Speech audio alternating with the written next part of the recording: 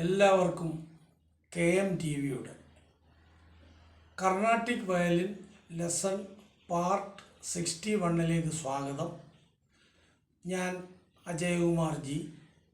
കഴിഞ്ഞ ക്ലാസ്സിൽ നമ്മൾ പഠിച്ചത് ശങ്കരാഭരണം രാഗത്തിലുള്ള ജതിസ്വരത്തിൻ്റെ പല്ലവിയും ഒരു ചരണവുമാണ്. ഇന്നത്തെ ക്ലാസ്സിൽ നമ്മൾ അതിൻ്റെ രണ്ടും മൂന്നും ചരണം ഇന്ന് നമ്മൾ എടുത്തു തീർക്കും. അതിനു മുമ്പ് എന്നോട് പലരും ചോദിച്ചു, സരിഗമ പദനിസ രണ്ടാമത്തെ സ്ട്രിങ്ങിൽ എങ്ങനെയാണ് വായിക്കുന്നതെന്നുള്ളത്. അത് ഞാൻ ഒരു തവണ കൂടെ നിങ്ങൾക്ക് കാണിച്ചു തരാം. അപ്പം വയലിനിലേക്ക് നിങ്ങൾ ശ്രദ്ധിക്കണം.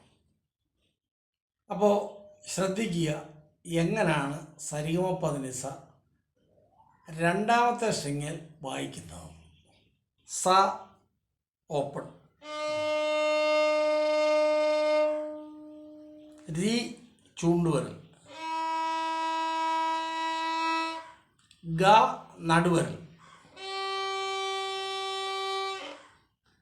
വീണ്ടും മ ചൂണ്ടുവരൽ കൊണ്ട് വായിക്കണം,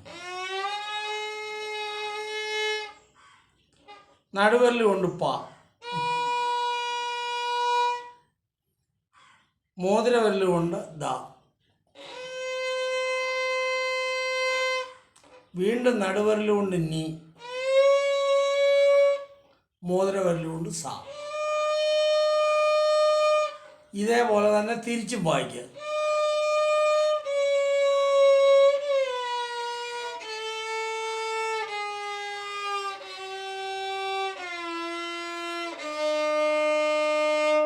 ഇതുപോലെ തന്നെ നാലാം സ്ട്രിങ്ങിൽ നിങ്ങൾ വായിച്ച് പഠിക്കണം. അപ്പോൾ ഒരു തവണ ഞാൻ വായിച്ച് കേൾപ്പിക്കാവുന്നു.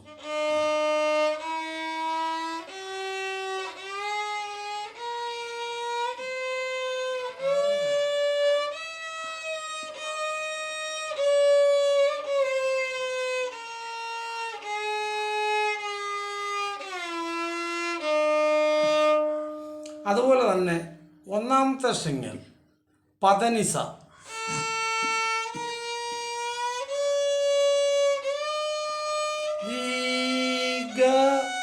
ഇതിൽ മാ വായിക്കണ, പിന്നെ നമ്മൾ ഈ കൈ മേപ്പോട്ട് തള്ളിയാൽ മതി. കണ്ടോ?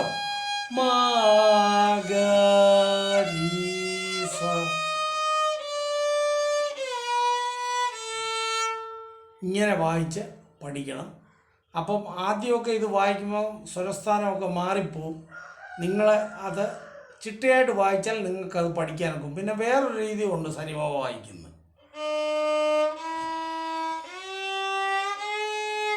ചൂണ്ടുവരൽ കൊണ്ട് സായെ ഓപ്പണാണ് വായിക്കുന്നത്. രീയും ഗായും മായും വായിക്കണം. അപ്പോൾ ഒന്നുകൂടെ കാണിക്കുക ഞാൻ. അത് കഴിഞ്ഞ് പദനിസ പഴയ പോലെ തന്നെ.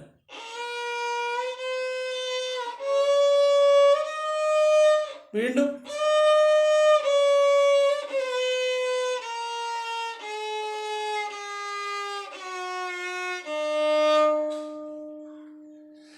ഇങ്ങനെ വായിച്ച് നിങ്ങൾ പഠിക്കുക. അപ്പോൾ ആ സംശയം ഇപ്പോൾ മാറിക്കാണും എന്ന് വിചാരിക്കുന്നു. ഇനി നമുക്ക് അതിൻ്റെ രണ്ടാം ചരണത്തിലേക്ക് പോകാം. ഒന്നാമത്തെ ജതിസ്വരം ശങ്കരാഭരണം രാഗത്തിലുള്ളത്, അതിൻ്റെ രണ്ടാമത്തെ ചരണം.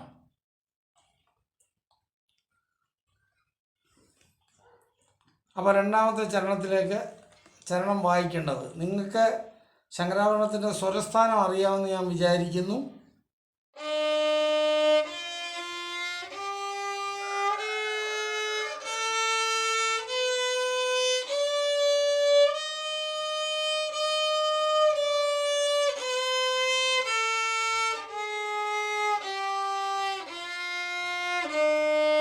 വലിയ സ്വരങ്ങളാണ്. രീ വലുതാണ്, ഗ വലുതാണ്, അതുപോലെ തന്നെ മാ മധ്യമം, ചെറിയ മായാണ്. പിന്നെ ദായും നീയും വലിയ സ്വരങ്ങളും, തിരിച്ചും അതുപോലെ തന്നെ. അപ്പം നമുക്കൊന്ന് അത് വായിക്കാം. അപ്പോൾ രണ്ടാമത്തെ ചരണം.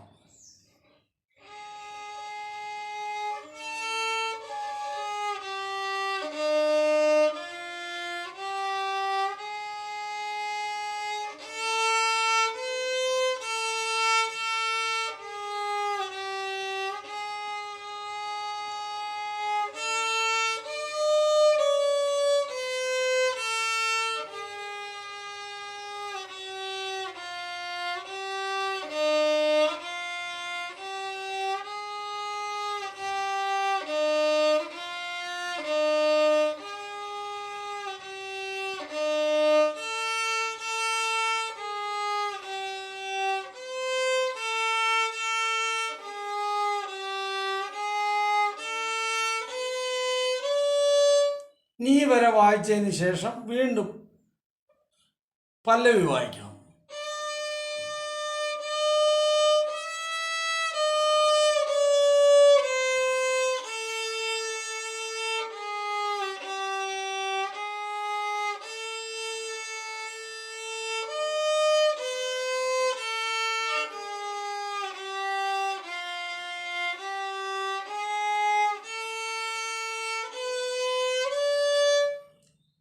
പല്ലവി ഒരു തവണ വായിച്ചതിന് ശേഷം മൂന്നാമത്തെ ചരണത്തിലേക്ക് കടക്കണം. അത് നമുക്ക് എങ്ങനെയാണെന്ന് നോക്കാം. അപ്പോൾ മൂന്നാമത്തെ ചരണം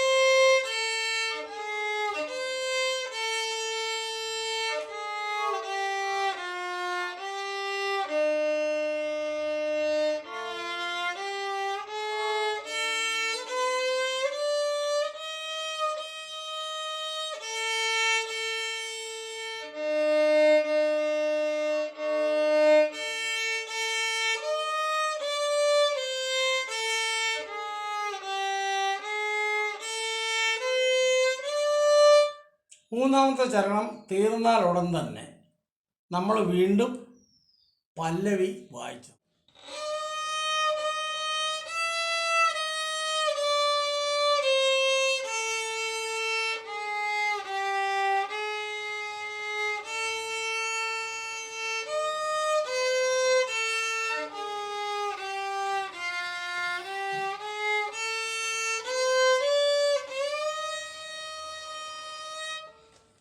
ഇങ്ങനെ വായിച്ച് നിർത്തുക. അപ്പോൾ അതിന് മുന്നോടിയായിട്ട് ഞാനൊരു കാര്യം പറയാം. നിങ്ങൾക്കെല്ലാം ശങ്കരാഭരണം രാഗത്തിൻ്റെ സ്വരസ്ഥാനം അറിയാം എന്ന് ഞാൻ വിചാരിക്കുന്നു. എങ്കിലും ഒന്നുകൂടി ഞാൻ കാണിച്ചു തരാം. സ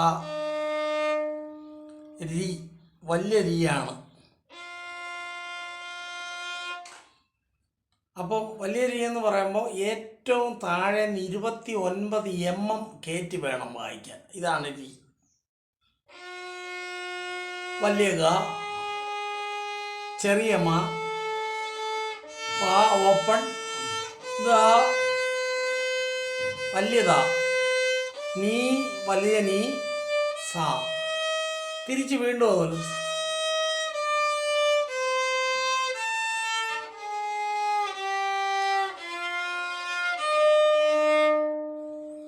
ഇതുപോലെ വായിക്കുക.